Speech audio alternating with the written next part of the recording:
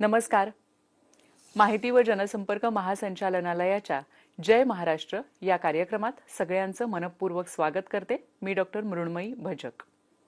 हिंद दी चादर श्री गुरु तेग बहादूर साहिबजी म्हणजेच शीख धर्माचे 9वे धर्मगुरू, त्यांचे 350वे शहीदी समागम वर्ष सुरू आहे. या वर्षानिमित्त महाराष्ट्र शासनाने राज्यस्तरीय कार्यक्रमाचं आयोजन केलेलं आहे.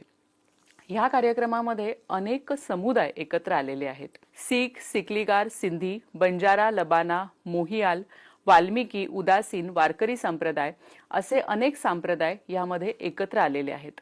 नक्की या कार्यक्रमाचं स्वरूप कसं असणार आहे आणि सगळ्यात मुख्य म्हणजे हे सगळे समुदाय एकत्रपणे या कार्यक्रमामध्ये सहभागी कसे होणार आहेत याविषयी आज आपण जाणून घेणार आहोत. आज आपल्या बरोबर आहेत हिंद दी चादर श्री गुरु तेग बहादूर 350वी शहीदी समागम राज्यस्तरीय प्रदर्शन समितीचे सदस्य तथा उपजिल्हाधिकारी जयराम पवार सर. सर नमस्कार. नमस्कार. कार्यक्रमात आपलं मनापासून स्वागत करते. सर, मुळात ही हिंद दी चादर हा कार्यक्रम आहे, महाराष्ट्रभर तो राबवला जाणार आहे, देशभर होतोय, तर काय त्याचं आयोजन आहे, नियोजन आहे? मुळामध्ये शीख धर्माचे 9वे गुरु गुरु तेग बहादूर यांचे 350वे शहीदी समागम वर्ष पूर्ण देशभरामध्ये साजरा केला जातो आहे. आणि विशेष करून महाराष्ट्र सरकारने बंजारा, लबाना, सीख, सिकलीगर, मोहियाल, वारकरी संप्रदाय या सर्व समाजांना मिळून हा कार्यक्रम साजरा करतोय. हा कार्यक्रम साजरा करण्याचा मुख्य उद्देश शासनाचा असा आहे की साधारणतः 17व्या शतकामध्ये गुरु तेग बहादूर यांना ज्या पद्धतीने शहीदी दिली आणि श्री गुरु तेग बहादूर हे राष्ट्रासाठी लढले. त्यांनी म्हणजे त्यांनी आपल्या शरीराचं शिर दिलं पण ते झुकले नाही. म्हणजे समोर क्रूर प्रशासन होते आणि त्या शासनाला सुद्धा त्यांनी झुगारून पूर्ण देशातील जनतेची त्यांनी सेवा केली. आणि सेवा करत असताना हे जे सर्व समाज आहेत, विशेष करून गोर बंजारा समाज आहे, सीख आहेत, सिकलीगर आहेत, लबान आहे, मोहियाल आहेत, वाल्मिकी समाज आहे आणि वारकरी संप्रदाय, विशेष करून आपल्या महाराष्ट्रातून जे भगत नामदेव होते यांनी वारकरी संप्रदायाची पताका पंजाबपर्यंत नेली. ह्या सर्व समाजांनी मिळून त्यावेळेस गुरु तेग बहादूर यांना एक साथ दिली होती उत्तम प्रकारे. आणि येणाऱ्या पिढीसाठी या समाजाचा इतिहास आणि गुरूंचे जे काही कार्य आहे हे माहिती व्हावं याच्यासाठी शासन हे कार्यक्रम साजरा करतोय. नक्कीच सर, तुम्ही जसं म्हणालात की त्यावेळी त्यांनी अगदी वयाच्या 14व्या वर्षापासून त्यांनी खरं तर हा लढा दिलेला आहे, हे आपल्या सगळ्यांना माहिती आहे. सर, यामध्ये वेगवेगळे समुदाय जे एकत्र आले त्याच्यामध्ये गोर बंजारा समाज हा एक आहे समाज, तर त्याबद्दल सांगा की कशा पद्धतीने त्यांचा सहभाग आहे. याच्यामध्ये आपल्याला गोर बंजारा समाजाचा इतिहास कसा आहे याबद्दल आपल्याला माहिती घेणं गरजेचं आहे. हो. या समाजाचा जर आपण अभ्यास केला तर इसवी पूर्व म्हणजे ऋग्वेदामध्ये या समाजाला गोर या म्हणायचे, पणी म्हणायचे. त्याच्यानंतर आपल्याला माहिती आहे की शर्मा आणि पणीतला एक सुंदर ऋग्वेदामध्ये डायलॉग पण आहे. त्याच्यानंतर यतुमती म्हणायचे. आणि हा समाज इसवी पूर्व काळापासून ऋग्वेदामध्ये ऋग्वेदापासून यांचे लिखित पुरावे आहेत. तर नंतर आपण जसं पुढे येतो साधारणतः गौतम बुद्धांच्या काळामध्ये भगवान गौतम बुद्धांच्या काळामध्ये या समाजाचे जे कोण मोठे व्यापारी होते, या व्यापाऱ्यांनी गौतम बुद्धांच्या बरोबर बसून काही गोष्टी केल्या, चर्चा केली आणि काही गोष्टी त्यांनी त्यांच्याबरोबर शेअर केल्या. आणि भारतीय उपखंडामध्ये जेवढे पण आपण काही स्तूप बघतो हे जवळपास सर्व स्तूप हे विशेष करून बंजारा समाजाच्या त्यावेळेसच्या व्यापाऱ्यांनी बांधलेले आहेत. त्याच्यामध्ये आपण नाव जर घेतलं तर अनाथपिंडक आहेत, तपस्सू आहेत, भल्लिक आहेत. म्हणजे हा समाज गौतम बुद्धांच्या काळामध्ये होता आणि गौतम बुद्धांनी या बंजारा समाजाबरोबर व्यापार सुद्धा केलेला आहे. तिथून पुढे आपण जर आलो पुढे साधारणतः 6व्या शतकामध्ये आपल्याला माहिती आहे की चीनी प्रवासी होते हुएनसांग. त्यांनी भगवान गौतम बुद्धावर अभ्यास करण्यासाठी चीनमधून इथं आले. त्यावेळेस बंगालवर शशांक गोर हे बंजारा समाजाचे राजे होते. त्यावेळेस जे आपले दिल्लीच्या बाजूला ठाणे सर ज्याला आपण कुरुक्षेत्र म्हणतो, या कुरुक्षेत्रावर राजा राजवर्धन यांचं राज्य होतं आणि इकडे मालवामध्ये गुप्तांचं राज्य होतं. त्या काळामध्ये गोर नावाचा वंश त्या ठिकाणी होता आणि तो पर्टिक्युलरली बंजारा समाज होता. नंतर आपण पुढे साधारणतः 7व्या शतकात जर आलो तर 7व्या शतकामध्ये आपल्याला गोड वहो नावाचा एक प्राकृत ग्रंथ मिळतो. त्या गौरवचा अर्थ असा आहे की गौरवत, आणि हे राजा वाकपती यांनी लिहिलंय. म्हणजे 7व्या शतकामध्ये गोर वंशाचे बंजारा समाजाचे लोकांचं बऱ्यापैकी राज्य होतं. बंगालमध्ये होतं, त्याच्यात ओरिसामध्ये होतं, अशा देशाच्या विविध भागामध्ये पसरले होते. तिथून पुढे जर आलो आपण, म्हणजे थोडक्यात ऋग्वेदामध्ये पणी, यतुमती, गौर्या असा उल्लेख केला आहे. पुढे हर्षवर्धन यांच्या काळामध्ये यांना भंडीत या नावाने उल्लेख केलेला आहे, श्रेष्ठी नावाने उल्लेख केलेला आहे. पुढे गौर उल्लेख केलेला आहे, कुठे गुप्त उल्लेख करतात, बंजारा उल्लेख करतात, अशा वेगवेगळ्या नावाने नावं वेगवेगळी आहेत. पण आणि हा समाज असा म्हणजे सुरुवातीपासूनच हा समाज व्यापारामध्ये आहे. आणि जगाच्या कानाकोपऱ्यामध्ये या समाजाने फक्त व्यापारच केला नाही, तर या समाजाने संस्कृतीचं आदान प्रदान केलं, धर्माचं प्रसार केला. विशेष करून जैन धर्म आहे, आपला हिंदू धर्म आहे, त्याच्यानंतर बौद्ध धर्म आहे. सर्व प्रवासी या समाजाबरोबर यायचे, कारण की यांचे व्यापारी तांडे हे लाखोच्या संख्येने चालायचे. आणि हा समाज ज्या ज्या मार्गाने गेला त्या त्या मार्गाने मोठे मोठे रस्ते तयार झाले. आज आपण जे नॅशनल हायवेज बघतो भारतामधले, इव्हन भारतीय उपखंडातले हे सर्व रस्ते, ज्याला आपण सिल्क रूट म्हणतो, आपल्या भारताचे प्रसिद्ध इतिहासकार कानिटकर होते, त्यांनी या सर्व मार्गाला लमान मार्ग असं म्हटलेलं आहे इतिहासामध्ये. आणि या लमान मार्गाच्या माध्यमातूनच या बंजारा समाजाने व्यापार केलेला आहे. म्हणजे एकंदरीत पूर्ण देशभरामध्ये हा समाज विखुरलेला आहे. आणि या समाजाने साधारणतः पुढे 14व्या शतकामध्ये 14व्या-15व्या शतकामध्ये गुरु नानकजी यांचा उदय झाला, आणि गुरु नानकजी यांच्या बरोबर हा समाज जोडला गेला. जोडण्याचं कारण असं दिसून येते की इतिहासातली जर आपण पानं चालली तर असं दिसून येते की साधारणतः जुलमी राजवट होती, अत्याचारी होती, शेतकरी हैराण झाले होते, त्यांनी वेगवेगळे कर लावले होते, आणि याला कुठेतरी शह द्यावा म्हणून हा समाज गुरु नानकजी यांच्या बरोबर जोडला गेला. आणि तिथून मग शिखांचे सर्व जे 10 गुरु आहेत, या 10 गुरूंच्या बरोबर हा समाज जोडला गेला. या समाजाकडे जर आपण यांचा इतिहास पाहिला, आपल्या भारताची जी काही जीडीपी होता 17व्या शतकापर्यंत, हा 24% जीडीपी होता भारताचा. आणि ज्या देशाने आपल्या देशावर राज्य केलं, इंग्लंड, त्या देशाची जीडीपी, देशाचा जीडीपी हा फक्त 8% होता इंग्लंडचा. म्हणजे इंग्लंडच्या 3 पट जीडीपी आपला 17व्या शतकामध्ये भारतात होता.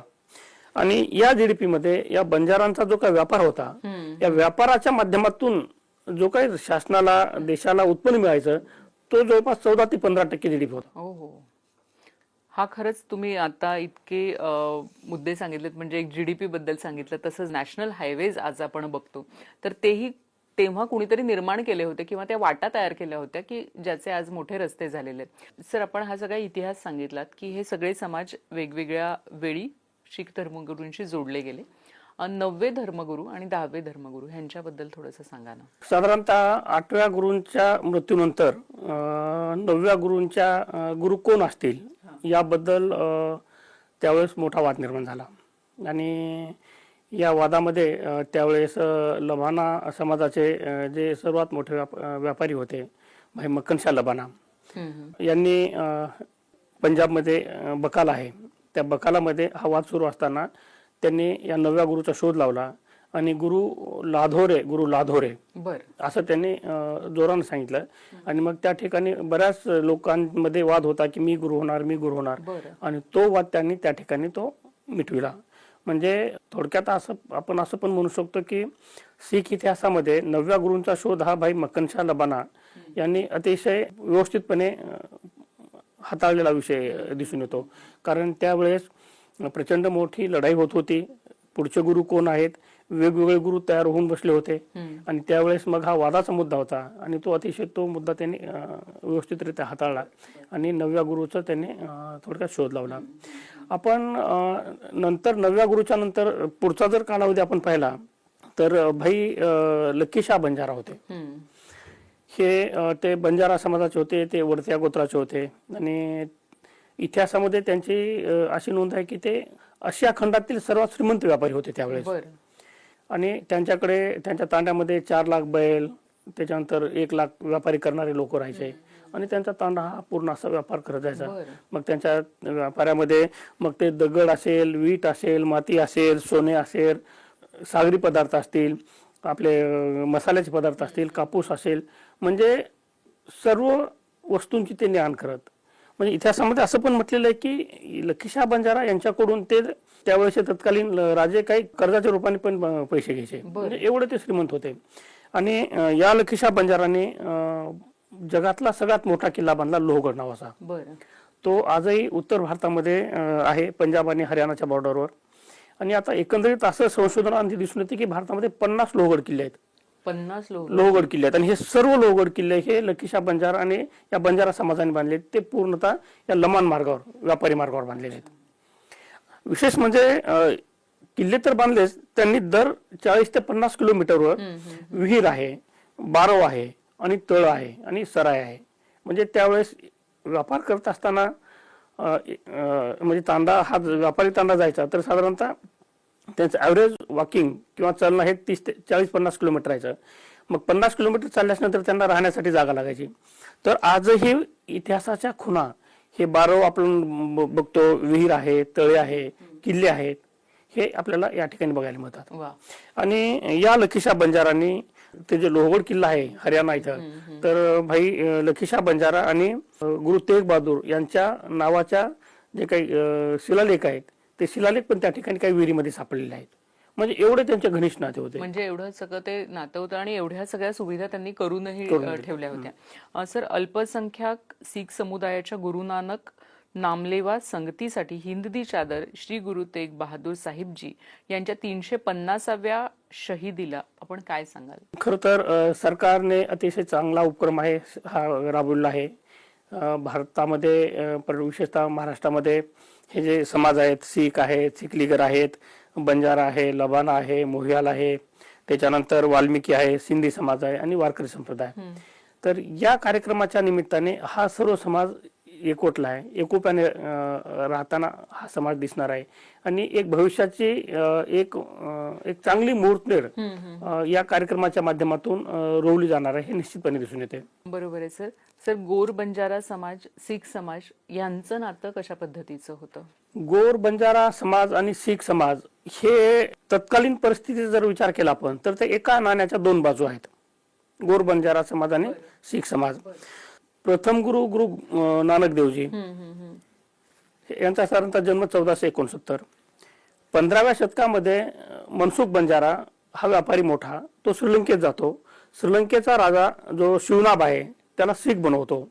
तिथून त्यांची जी पुढची पिढी आहे, लाखा बंजारा, लखीशाह बंजारा, भाई माईदास आहेत, भाई बल्लूराव रावत आहेत, भाई मनीसिंग आहेत, हे सगळे जे बंजारा समाजातील मोठे व्यापारी होते ह्या सर्व शीख गुरूंच्या बरोबर राहिलेले आहेत. आणि यांचं अख्खं आयुष्य, त्यांची पूर्ण संपत्ती हे त्यांनी या विचारधारेला प्रोत्साहन देण्यासाठी, वाढवण्यासाठी त्यांनी उपयोग केल्याचं दिसून येते. आता आपण याच्यामध्ये जर बघितलं की 9वे गुरु आहेत गुरु तेग बहादूरजी आणि भाई लखीशाह बंजारा एकदम ते समवयस्क होते. त्यांचं एकदम क्लोज नातं आहे, एकदम जवळचं नातं होतं. आणि ज्यावेळेस परकीय शक्तीने गुरु तेग बहादूर यांचा शिरछेद केला आणि त्यांनी असा हुकूम दिला की यांच्या शरीराला जो कोण हात लावेल त्यांचे पण आम्ही याच पद्धतीनं हाल करू. म्हणजे एक परकीय शक्ती, एवढा मोठा आपल्या देशाचा राजा, त्या राजाच्या समोर कुणाची हिंमत नव्हती. तशा परिस्थितीमध्ये हा म्हणजे हे भाई लखीशाह बंजारा आपल्या हिमतीने जातात. त्या गुरु तेग बहादूर यांच्या शरीराचा अपमान होऊ नये म्हणून ती बॉडी स्वतः उचलतात, त्यांच्या घरामध्ये नेतात. आजचं जे आपलं रकाबगंज आहे, आपली पार्लमेंट आहे, मुळात जर पाहिलं तर दिल्लीतली हे 10 गावं हे त्यांच्याच मालकीची होती, भाई लखीशाह बंजारा यांची. आणि त्यांनी त्यांच्या राहत्या घरामध्ये त्या गुरु तेग बहादूर यांच्या शरीराचं अपमान होऊ नये आणि परक्यांचे जे आदेश होते त्या आदेशांना झुगारून त्यांनी स्वतःचं घर जाळलं आणि त्यांना त्यांच्या शरीराला एक अग्नी दिला. बापरे. म्हणजे एवढं मोठं काम केलेलं आहे. म्हणजे गुरु तेग बहादूरजी यांच्या शरीराला म्हणजे कुठलीही विटंबना न होऊ देता एक अतिशय सन्मानपूर्वक जे हिंदू धर्मामध्ये एक मृत आत्म्याला आपण एक शेवटची क्रिया करतो, ही क्रिया त्यांनी अतिशय ताठ मानेने कोणत्याही दबावाला न बळी पडता त्यांनी पार पाडलेली आहे. बरोबर. म्हणजे भारतीय इतिहासामध्येच नाही तर भारतीय खंडाच्या इतिहासामध्ये ही फार मोठी गोष्ट आहे. खरंय सर. म्हणजे समोर एक साम्राज्य उभं आहे आणि त्या साम्राज्याला चॅलेंज देऊन, आव्हान देऊन लकेशा बंजारा तिथे जातात. ही छोटी गोष्ट नाही त्यावेळेस. नक्कीच सर, अतिशय मोठी गोष्ट आणि त्यामध्ये त्यांच्या प्रती असलेली एक जोडलेपणाचा भाव असू देत किंवा एक भक्ती आपण म्हणू शकतो की ती ह्या संपूर्ण समाजाची होती. सर, आपण जेव्हा म्हणतो या कार्यक्रमाबद्दल तर अनेक समाज इथे यामध्ये सहभागी होणार आहेत. सीख आहे, सिकलीगार आहे, बंजारा आहे, लबाना आहे, मोहियाल, वाल्मिकी, उदासीन तसंच वारकरी संप्रदाय आहे. तर ह्या सगळ्या समाजांचं मिळून कशा पद्धतीचं योगदान ह्या कार्यक्रमात असणार आहे? शासन जो कार्यक्रम घेत आहे हा कार्यक्रम म्हणजे अतिशय चांगला कार्यक्रम आहे आणि या कार्यक्रमाच्या माध्यमातून विशेष करून सीख आहेत, सिकलीगर आहेत, त्याच्यानंतर बंजारा, लबाना, मोहियाल, सिंधी आहेत, वाल्मिकी आहे आणि वारकरी संप्रदाय या सर्वांच्या माध्यमातून हे कार्यक्रम साजरा होतो. आणि आपण जर पाहिलं मागील साधारणतः 40 ते 50 वर्षांमध्ये या समाजाला असं कुठं प्लॅटफॉर्म मिळालं नव्हतं. तर शासनाने या समाजाला त्यांच्या इतिहासाची जाणीव निर्माण करून दिली आणि या निमित्ताने पुन्हा एक होण्याचा एक योग शासनाने या निमित्ताने उपलब्ध करून दिल्याचं दिसून येते. बरोबर आहे सर. ह्या सगळ्या समाजांचा एक थोडक्यात इतिहास किंवा हे पूर्वी कशा पद्धतीने एकत्र होते तर ह्याबद्दल आपल्याला काही सांगता येईल? बंजारा, लबाना, त्याच्यानंतर सिकलीगर हा समाज तर पूर्णतः बरोबरच राहायचा. म्हणजे बंजारा आणि लबाना समाजाचे हे असं म्हणतात की पूर्वी रक्तसंबंधी नाते होते ते एकच आहेत. आणि सिकलीगर हा जो समाज आहे हा समाज सर्व जे गुरु आहेत म्हणजे सीख आहेत, बंजारा, लबाना या सर्वांना शस्त्र तयार करून देण्याचं काम हे सिकलीगर समाज करायचा. आणि भारतामध्ये जे काही एकदम उच्च दर्जाची शस्त्र आहेत, मग तलवार असेल, बर्चा असेल, सांग असतील किंवा जे काही वेगवेगळ्या पद्धतीचे शस्त्र आहेत हे सर्व शस्त्र एकदम उच्च दर्जाची निर्माण करून देण्याचं काम हे सिकलीगर समाजाने केले. आणि सिकलीगर समाजाचं या शस्त्र निर्माणामध्ये फार मोठं योगदान आहे.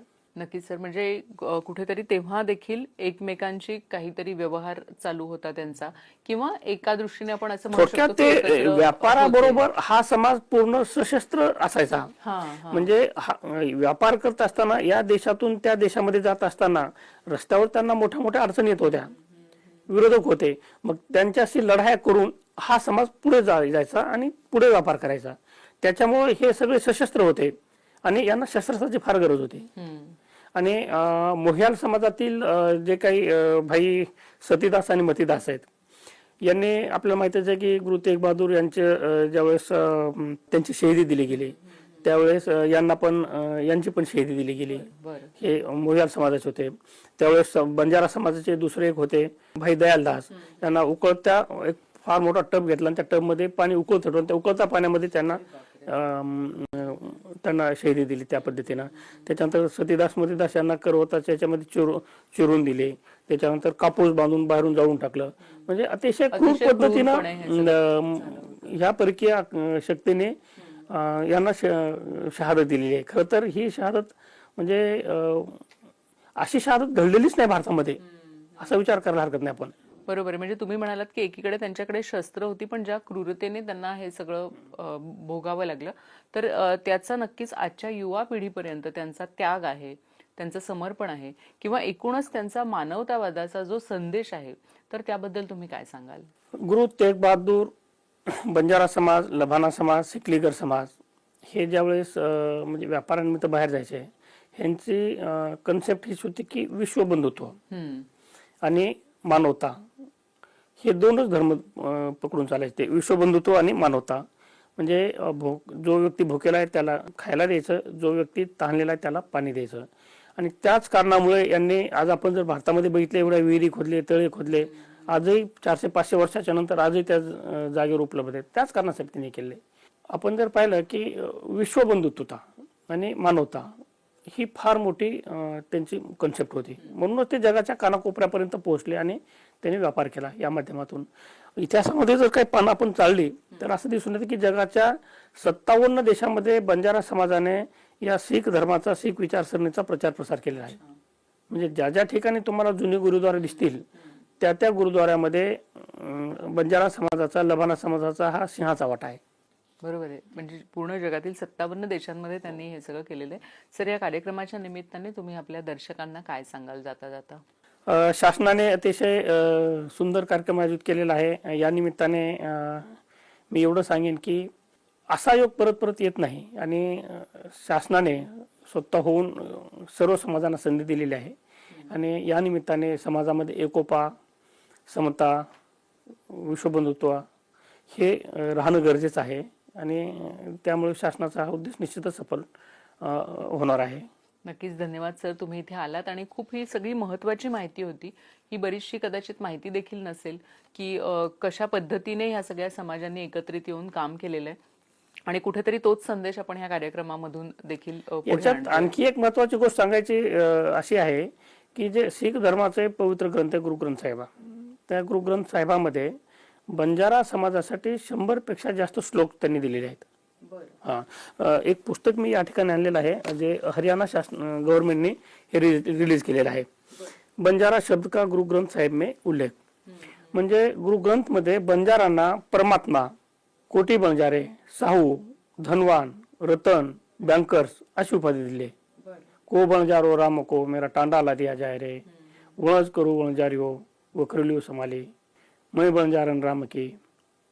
म्हणजे पहिले पहिले रेन के वंजारिया मित्रा पाहिया हुकुम पाहिया गर्भाशी, असे कितीतरी श्लोक दिले त्यांनी बंजारांच्या. 10 गुरूंनीच नाही तर कबीरदासजींनी म्हटलेलं आहे, भक्त रविदासजींनी दिलेले आहेत त्यांच्याबद्दल श्लोक आणि मग 10 गुरूंनी तर दिलेलेच आहेत. 10 गुरूंनी प्रत्येक ठिकाणी यांच्याबद्दल उल्लेख केलेला आहे आणि त्या गुरुग्रंथामध्ये 100 पेक्षा जास्त श्लोक. बरं, याच्यापेक्षा पुढे जाऊन अशी गोष्ट त्याच्यात त्याचं वाचन केल्यावर असं दिसून येते की हे जे श्लोक आहेत हे श्लोक कुठल्या रागामध्ये गावे. बरं. आपण बंजारा समाजातील लोक जे काही गाणे गातात त्याला गौडी राग म्हणतात, त्याला गोर किंवा गौडी राग म्हणतात. गौडी म्हणजे प्राकृतिक भाषेत गौड म्हणजे गोर. ते गोर लोक ज्या पद्धतीने गाणे गातात त्याच श्लोकामध्ये त्याच रागामध्ये हे श्लोक गावेत असं त्या गुरुग्रंथामध्ये पण म्हटलेलं आहे. बरं बरं. म्हणजे शासनाकडून एक फार चांगलं काम होतं या निमित्ताने. नक्कीच सर. आणि या निमित्ताने हा कार्यक्रम देखील लोकांपर्यंत पोहोचतोय आणि ह्या सगळ्या समाजांचं एकत्रित येणं हे देखील समाजापर्यंत पोहोचतंय. तुम्ही इथे आलात आणि अतिशय उत्तम माहिती आमच्या सगळ्या दर्शकांना दिलीत. आमच्या संपूर्ण टीमतर्फे आपले खूप खूप धन्यवाद. थँक्यू. जय महाराष्ट्र, जय महाराष्ट्र, जय महाराष्ट्र, जय महाराष्ट्र.